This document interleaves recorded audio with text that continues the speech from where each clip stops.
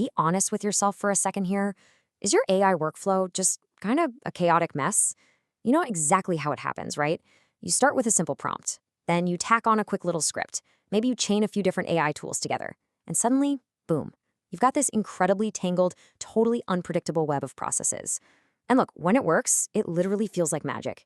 But when it breaks, and let's face it, that happens way too often, you end up spending hours digging through absolute spaghetti code, just trying to figure out why your AI decided to send a pancake recipe to your biggest client. No way, right? Well, if this sounds familiar, you are absolutely not alone. It's the classic trap of the tinkerer. But if we really want to succeed and actually scale these insanely powerful tools, we've got to completely flip our approach. We need to stop tinkering and start building like real engineers. Hello and a huge enthusiastic welcome to This Explainer. I am so excited to dive into this with you because today we are fundamentally shifting how we approach artificial intelligence. We're stepping completely away from that haphazard trial and error method of just playing around with AI. Instead, we are entering the realm of highly deliberate, intentional design. Our core topic today is AI workflow design, and to truly master this, we're going to learn how to think exactly like an automation architect. By the end of our time together, you're going to have a completely new framework for constructing systems that don't just work one time, but work reliably every single time. So, the crucial point is we need to define what an automation architect actually is. Well, they aren't just a programmer, they're a master system builder. They design scalable, modular, and super reliable AI workflows well before a single line of code is ever typed out.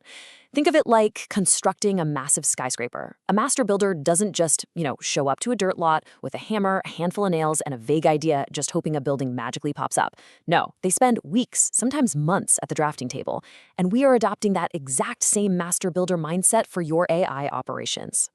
Okay, let's dive right into today's blueprint. We're going to cover the architect mindset, mapping and decision trees, building modular systems, scaling and reliability, and lastly, monitoring and documentation. Let's get going. Starting off with Section 1, the architect mindset. No successful architect in human history has ever built a lasting physical structure without a rock-solid foundational plan. The mindset is literally where the true battle is won or lost. So I want to ask you directly, right now, are you building a house of cards or are you building a skyscraper? Tinkering with AI, just sort of stringing together random prompts and crossing your fingers, that creates a house of cards. One tiny breeze, like a random API update or just some weird user input, and the whole shebang comes crashing down. Architecting, on the other hand, means you're pouring a deep, heavy concrete foundation. You're anticipating load, you're planning for those weird edge cases, and you are creating a robust structure. To make this shift, you have to actually value the planning phase just as much as, if not more than, the execution phase. Moving on to Section 2, mapping and decision trees. Welcome to the drafting phase. Before we can pour even a drop of concrete, we absolutely have to deliberately map out the workflow logic. Now, this three-step progression is the absolute core of creating a clear, unimpeded path for your data. Let's walk through this deliberately. Step 1, identify the input. Is it, say, a raw customer complaints email? Step 2, map the processing logic.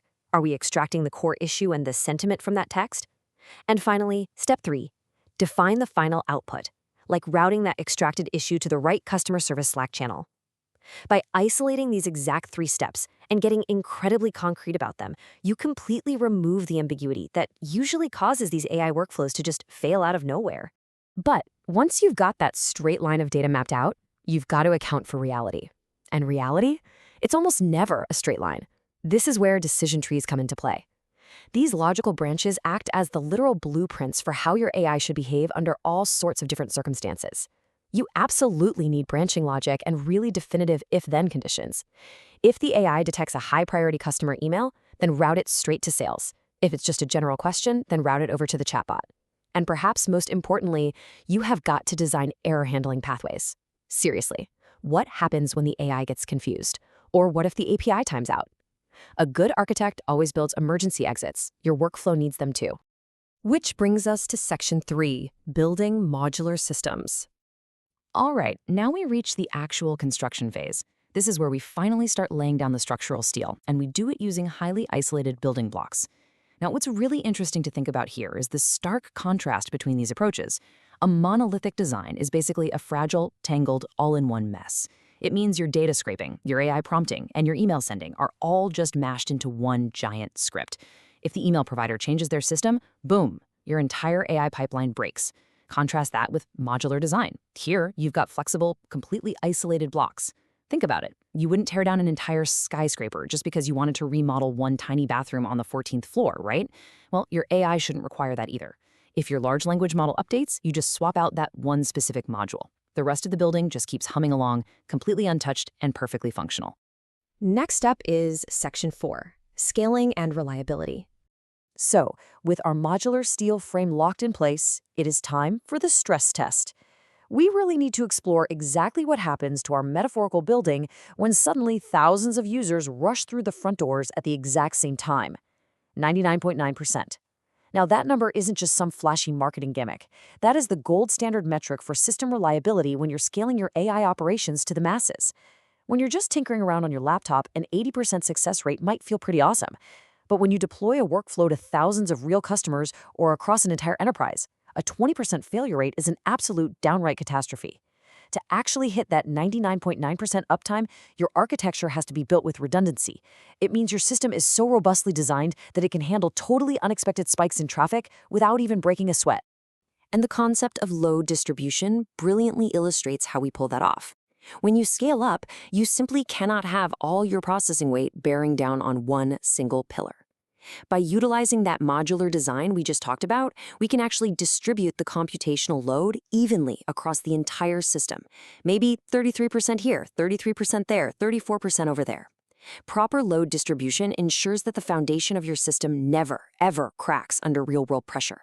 It keeps your workflows fast, it keeps them efficient, and most importantly, it keeps them continuously available for the people who need them. Finally, we arrive at Section 5, Monitoring and Documentation. The building is completely finished. The tenants have moved in, but a building without a dedicated maintenance crew and a comprehensive operations manual is inevitably going to fall into disrepair. Continuous monitoring is literally how you keep the lights on. An AI workflow is definitely not a set-it-and-forget-it kind of machine. Models change constantly, data drifts, APIs get deprecated out of nowhere. You need active dashboards and automated alerts that are continuously checking the health of your modules. You need to know the exact moment an error rate spikes from 0.1% to 1%, so you can quickly jump in and catch those anomalies before your end users ever even notice a hiccup. That is how you maintain the structural integrity of your AI workflow, day in and day out. I really want you to let this sink in. Code tells you how. Documentation tells you why. You might write the most elegant, perfectly modular AI workflow in the world today. But trust me, 6 months from now, you are going to completely forget why you built a specific error pathway or why you went with a particular prompt structure. The longevity of any AI system absolutely depends on leaving a clear, highly contextual manual behind. Good documentation is basically a love letter to your future self and to any future architects who might have to work on your system. Which brings us to a really critical final thought. If your AI architect left tomorrow, even if that architect is you, would your system actually survive? If the answer is no, well then you haven't built an architecture, you've just built a dependency. I really challenge you to take these core principles of mapping, modularity, scaling, and documentation and actively apply them to your work starting today. Stop tinkering. Start building workflows that endure. Thank you so much for joining me for this explainer, and happy architecting.